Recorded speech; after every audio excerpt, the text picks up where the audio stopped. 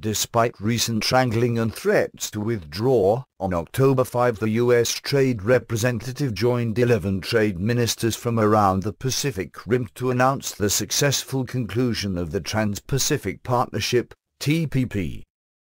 After more than 5 years of intensive negotiations, we have come to an agreement that will support jobs, drive sustainable growth, foster inclusive development, and promote innovation across the Asia-Pacific region. Most importantly, the agreement achieves the goal we set forth of an ambitious, comprehensive, high-standard and balanced agreement that will benefit our nation's citizens, the negotiators said in a joint press release. Although the TPP was agreed to in principle, the precise text of this ambitious, comprehensive document remains a mystery. The statement issued from Atlanta site of the most recent round of negations included a commitment to work to prepare a complete text for public release, although notably no timetable for the disclosure was announced. Rather than rely on Congress for approval of the Trade Pact, the U.S. and his colleagues look forward to engaging with stakeholders on the specific features of this agreement. That sort of disregard for constitutional separation of powers and related checks on power is indicative of the entire plan, which would subvert U.S. sovereignty in the name of integration with Pacific nations party to the Pact. Integration is a word that is painful to the ears of constitutionalists and those unwilling to surrender U.S. sovereignty to a committee of globalists who are unelected by the American people and unaccountable to them. Integration is an internationalist tool for subordinating American law to the globalist bureaucracy at the United Nations. Economic and political integration will push the once independent United States of America into yet another collectivist bloc that will facilitate the complete dissolution of our country and our states into no more than subordinate outposts of a one-world government. As with the multitude of similar trade pacts the United States has formed, the ultimate aim of the TPP is the creation of a regional super-government, thus the stonewalling of federal lawmakers who dare seek to assert some sort of oversight. In the case of the TPP, the zone would be called the Free Trade Area of the Asia-Pacific, FTAAP. Members of the proposed free trade bloc include all the current TPP participants, Malaysia, Singapore, Japan, Vietnam, Brunei, Australia, New Zealand, Peru, Mexico, Chile, Canada, and the United States. The regional trading partnership is intended to establish a comprehensive free trade agreement across the region. The ultimate goal of the TPP isn't just the creation of an FTAAP, though. Supporters of the deal insist that the TPP is a trade agreement designed to achieve broad liberalization and a high degree of economic integration among the parties. Although the Obama administration has gone to great lengths to keep the details of this destructive document a secret, a few proposed paragraphs have surfaced. In November 2013, portions of the TPP draft agreement published by WikiLeaks contained sketches of President Obama's plans to surrender American sovereignty to international tribunals. Another WikiLeaks disclosure in January 2014 revealed that the president was attempting to surrender sovereignty over U.S. environmental policy to international bureaucrats interested in lowering those standards to mirror those of our TPP partner nations. Naturally, the Green Lobby criticized this concession, organizing demonstrations opposing the agreement. U.S. copyright laws, internet freedom, and web-based publishing would also be obliterated by the TPP, and although it hasn't been widely reported, the TPP would give the global government sweeping surveillance powers, as well. Although the American people, and the people of all nations involved in the Pact, are prevented from seeing or commenting on the treaty being ostensibly negotiated on their behalf, multinational corporations have seats at the trading table. While the TPP grants corporate giants such as Walmart and Monsanto the power to bypass Congress and the courts, the elected representatives of the American people are kept from even seeing the draft version of the agreement. as unbelievable as it may seem, something even more sinister could be lurking within the shadowy recesses of the TPP. In June, this reporter wrote, regarding the potential use of so-called fast-track trade authority by the President to implement civilian disarmament.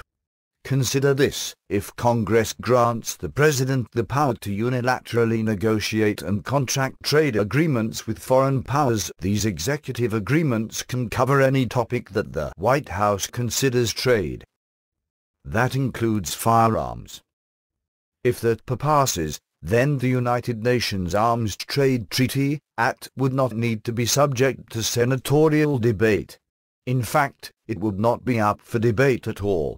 TPP calls for a simple up or down vote on such presidentially brokered international agreements. Within 2 weeks of that warning, Congress capitulated to President Obama, granting him power beyond that which the Constitution allows. That power, then, might be the crowbar with which he removes guns from the hands of Americans. In fact, it wouldn't be surprising to find that the TPP requires the federal government to disarm its citizens in the name of safety. The New American's senior editor William Jasper is well aware of the danger of disarmament in the now completed TPP. He writes, "This is not an out there question. It should be a genuine concern of all who treasure the Second Amendment." Constitutional champion Michael Hammond, the longtime executive director of the Senate Steering Committee, has warned that there is ample time to insert firearms import bans, with the force of statutory law, into the TPP and/or TIP. Barack Obama has been rabid in his zeal to destroy the Second Amendment community, Hammond notes. Over and over again, he has experimented with a wide variety of schemes to ban guns by regulatory fiat, eliminating credit, banning ammunition, compiling a gun registry, encouraging state bans, reclassifying common guns, banning the import of guns, and so forth. Hammond, who is now General Counsel for the Gun Owners of America, notes that despite Obama's notorious anti-gun record, the Republican leadership in Congress didn't see fit to even purport to prohibit the Obama administration from using a trade agreement to impose a statutory gun import ban. Finally, the joint statement issued by the TPP trade ministers claims that the agreement will promote economic growth, support higher-paying jobs. In a comprehensive constitutional review of the reasons Americans should oppose the TPP, Jasper exposes this fallacy as well. As with NAFTA and every other pseudo-free trade agreement, there are many politicians, lobbyists, and think tanks making pie-in-the-sky claims that TPP and TIP will usher in new prosperity and a wave of good-paying jobs. We've been there before. In 1993, the Peterson Institute for International Economics released its influential study, NAFTA, an assessment which predicted that with NAFTA, U.S. exports to Mexico will continue to outstrip Mexican exports to the United States, leading to a U.S. trade surplus with Mexico of about $7 billion to $9 billion annually by 1995. It also predicted that the U.S. trade surplus with Mexico would increase to $12 billion annually between 2000 and 2010. The actual result was quite different. In 1993, the year before NAFTA went into effect, the United States had a $1.66 billion trade surplus with Mexico. By 1995, the first year after NAFTA had entered into force, that changed to a $15.80 billion deficit. By 2000, that annual deficit had soared to $24.50 billion, and by 2007 it hit $74.70 billion. For 2014, our trade deficit with Mexico dipped to only $53.80 billion. In 1993, the year before NAFTA, we imported around 225,000 cars and trucks from Mexico. By 2005, our imports of Mexican-made vehicles had tripled to 700,000 vehicles annually, and in 2012, Mexico's export of vehicles to the United States surpassed 1.4 million. Chrysler, Ford, and GM transferred major production facilities and jobs from the United States to Mexico. Our trade deficits with Canada have followed a similar path since adoption of NAFTA.